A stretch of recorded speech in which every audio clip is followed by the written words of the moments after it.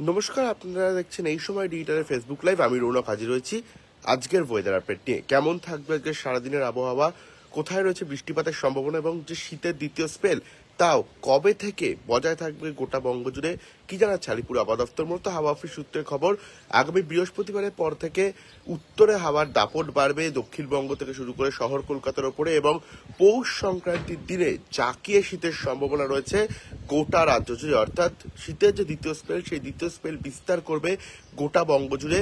যেটা দেখা গেছিল যে ডিসেম্বর মাসের মধ্যবর্তী সপ্তাহে যে শীতের স্পেল, সেই স্পেল কিন্তু গোটা বঙ্গ জুড়ে বিস্তার করছিল। তার জন্য যে পারদ পতন, সেই পারদ পতনও দেখা গেছিল, কিন্তু ডিসেম্বর মাসের শেষ সপ্তাহ এবং জানুয়ারি প্রথম সপ্তাহ থেকে পারদ ক্রমশ ঊর্ধ্বমুখী ছিল। কার্যত যে কনকনে শীত, সেই কনকনে শীত অনুভব করা যাচ্ছিল না। কিন্তু যেটা বলা হচ্ছে আলিপুর আবহাওয়া দপ্তরের তরফ থেকে, যে পৌষ সংক্রান্তির সময় কিন্তু সেই কনকনে শীত অনুভব করা যাবে। কারণ আগামী বৃহস্পতিবার অর্থাৎ 10ই জানুয়ারির পর থেকে ধীরে ধীরে তাপমাত্রা পারদ কমতে থাকবে। কারণ বাতাসে যে উত্তরে হাওয়া, উত্তরে শীতল হাওয়ার পরিমাণ বৃদ্ধি পাবে।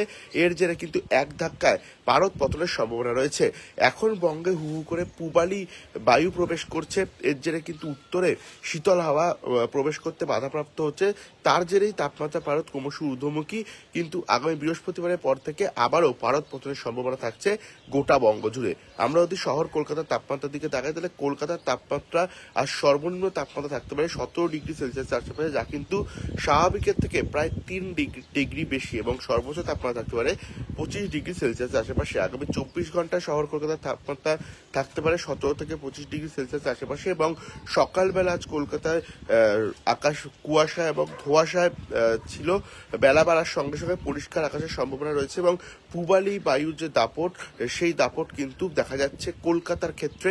যেটা জানা যাচ্ছে আগামী বৃহস্পতিবার পর থেকে উত্তরে শীতল বায়ু মহানগরের ক্ষেত্রে প্রবেশ করতে পারে, এবং তার জেরেই পারদ পতনের সম্ভাবনা রয়েছে। এবং শীতের যে দ্বিতীয় স্পেল, সেই দ্বিতীয় স্পেল আবারও গোটা শহর জুড়ে বিস্তার করতে পারে বলেই জানাচ্ছে হাওয়া অফিস। অন্যদিকে যদি আমরা দক্ষিণবঙ্গের দিকে তাকাই, তাহলে দক্ষিণবঙ্গের ক্ষেত্রে সার্বিকভাবে চিত্রটি একই।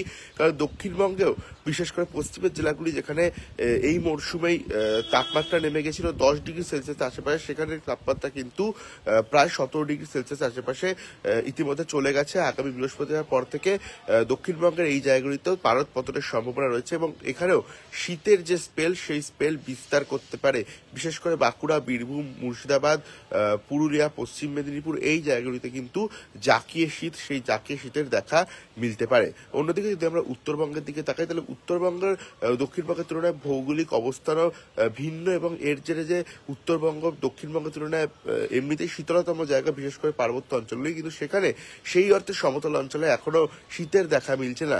যেটা জানা যাচ্ছে যে উত্তরবঙ্গের সমতল অঞ্চলে ধীরে ধীরে এই যে শীতের দ্বিতীয় স্পেল, সেই দ্বিতীয় স্পেল গোটা উত্তরবঙ্গের সমতল অঞ্চলে বিস্তার করতে পারে। এবং উত্তরবঙ্গের যে পার্বত্য অঞ্চল রয়েছে, সেখানে কিন্তু তুলনামূলক বেশ অনেকই ঠান্ডা এবং তুষারপাতের সম্ভাবনা থাকছে। অর্থাৎ দার্জিলিং, কালিম্পং এবং উত্তরবঙ্গের উচ্চ পার্বত্য যে অঞ্চলগুলি রয়েছে, সেখানে কিন্তু তুষারপাতের সম্ভাবনা থাকছে আগামী 24 ঘন্টা জুড়ে। এবং কুয়াশার যে দাপট, সেই কুয়াশার দাপট থাকবে গোটা পার্বত্য অঞ্চলে। তার জন্য কিন্তু দৃশ্যমানতার অভাবেরও দেখা মিলতে পারে। এখন ঘড়ির কাঁটায় বাজে প্রায় 9:20। যে চিত্রটি আপনাকে দেখানোর চেষ্টা করছি, যে শহর কলকাতার আকাশ আংশিক মেঘলা, এবং যে পূবালি বায়ু, সেই পূবালি বায়ুর দাপট কিন্তু আছে কলকাতার ক্ষেত্রে। এবং এই যে জলীয় বাষ্পপূর্ণ পূবালি বায়ু প্রবেশ করার ফলেই কিন্তু দেখা যাচ্ছে যে উত্তরে শীতল হাওয়া প্রবেশ করতে বাধাপ্রাপ্ত হচ্ছে, এবং উত্তরে হাওয়া যেহেতু প্রবেশ করতে বাধাপ্রাপ্ত হচ্ছে, তার কারণেই এই যে পারদ পতন, সেই পারদ পতন দেরিতে হচ্ছে। এবং এই যে শীতের দ্বিতীয় স্পেল, সেই দ্বিতীয় স্পেল কিন্তু